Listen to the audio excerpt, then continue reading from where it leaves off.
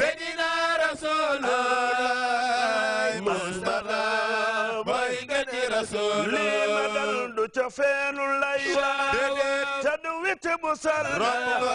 sama xol bi moo fees ak Muhammadu Rasul Seybatala bi la ilaha illallah Seydina Rasulullah Mustafa mooy gën di Rasul ay jërëjëf yaay Zeynabu yaa ma jur ci lislaam ma man du sen ma ngir ngën di Rasul Seybatala bi la ilaha illallah Seydina Rasulullah Muhammadul Mustafa mooy gën di Rasul jarama Cheikh Tidiane Dem yaa ma defar bañ may xool Cheikh Omar ci la jànge tagg ngën di Rasul Seybatala bi la ilaha illallah Seydina Rasulullah Mustafa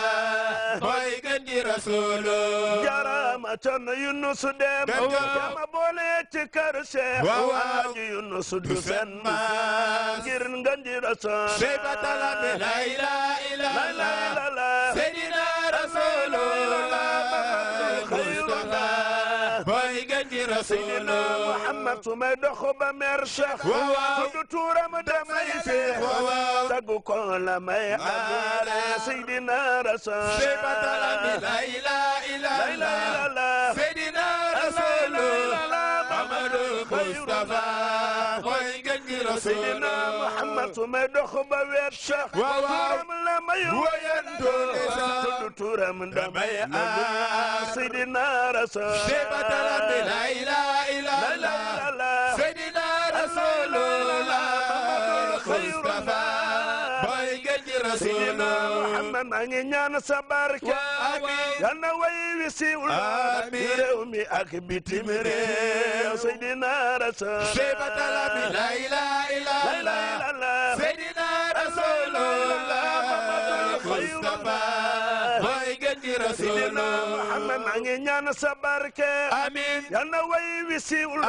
ci réew mi ak bitim réew Seydina Rasul Seybatala bi la ilaha illallah Seydina Rasulullah Muhammadul Mustafa mooy gën di Rasul bur Yàlla musal ñu ci cat amiin ma ngi may àndandoo seytaane yeeg pexe yu noon Seydina Rasul Seybatala bi la ilaha illallah Seydina Rasulullah Mustafa mooy gën di Rasul yonent bi soo koy def ñu lay xeeb wala sax ñu lay xeeb waaye man damay ree Seydina Rasul Seybatala bi la ilaha illallah Seydina Rasulullah Mustafa mooy gën di Rasul am na sax ñu ñuy xeeb ñi ngi ne bu ñuy feeñ yàlla na bi balle Seydina Rasul Seybatala bi la ilaha illallah Seydina Rasulullah Mustafa mooy gën di Rasul ngeen bi mbar tanal leen na ngeen ko daane tay na bërek ñoom Seydina Rasul Seybatala bi la ilaha illallah Seydina Rasulullah Muhammadul Mustafa mooy gën di Rasul xam ngeen ne lii du ay way tamana damay bisane Yàlla moo ma may baat ngir doon Rasul Seybatala bi la ilaha illallah Seydina Rasulullah Muhammadul Mustafa mooy gën di Rasul barke yonen bi moo ñëw may ma inspiration lii du transpiration Seydina Rasul Seybatala bi la ilaha illallah Seydina Rasulullah Muhammadul Mustafa mooy gën di Rasul billahi soppe yaa ngi xolleen sunu watee ñu daw teew dinu sopp bay jooy ngir ngën di Rasul Seybatala bi la ilaha illallah Seydina Rasulullah Muhammadul Mustafa mooy gën di Rasul su way wi neexee su neexul sangu jaami lay woo du yéen du man Mustafa mooy ngën di Rasul su way wi neexee su neexul sangu jaami lay woo du yéen du man Mustafa mooy ngeen di rasul Grts de kay leen waaw ndaxte leen masara waaw la jàpp mañ layla ma dal ci sunu rasul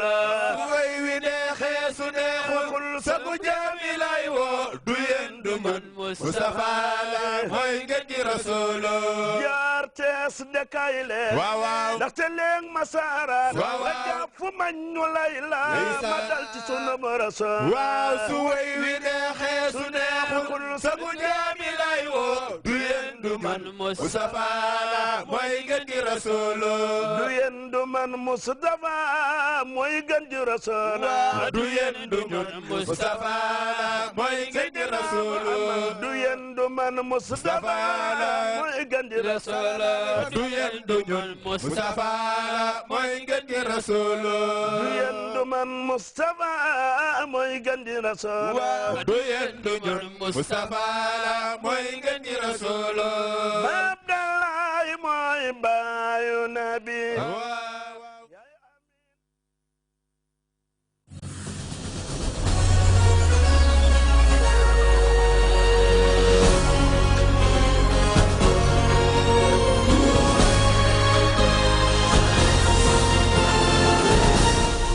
This is the news in summary with me, Winifred Nicole Hadibel. The government of the Gambia has released a statement on its position on the smear campaign against the country. A televised statement read by the Secretary General and Head of Civil Service and Minister for Presidential Affairs says the enemies of the Gambia have been sponsoring Gambians and non-Gambians to set up organizations with media facilities outside the Gambia to mount a shameless campaign against the government and people of the Gambia. These people and institutions, he went on, specialize in lying and providing false attestation for would-be asylum using the main opposition party, UDP, as a platform for such nefarious activities, thereby casting a very bad and negative image of both the government and noble people. A week-long regional convergence on the harmonization and standardization of the writing system of the Wolof language for African integration and development came to a close Friday morning in Banjul. That continental dream was championed by officials of the African Academy of Languages. The Department of Agriculture, in collaboration with the National Agricultural Land and Water Development Project, recently concluded a 4-day training workshop at the Agricultural Rural Farmer Training Center in Genoy, Lower River Region. The capacity building program is in line with efforts to enhance farmers' capabilities in agricultural productivity. Gambian pilgrims in the Holy Kingdom of Saudi Arabia have joined millions of others to perform their tawaf on the circumambulation of the Kaaba, following a long journey from Medina. The pilgrims are all in good spirit ahead of their trip to Mina.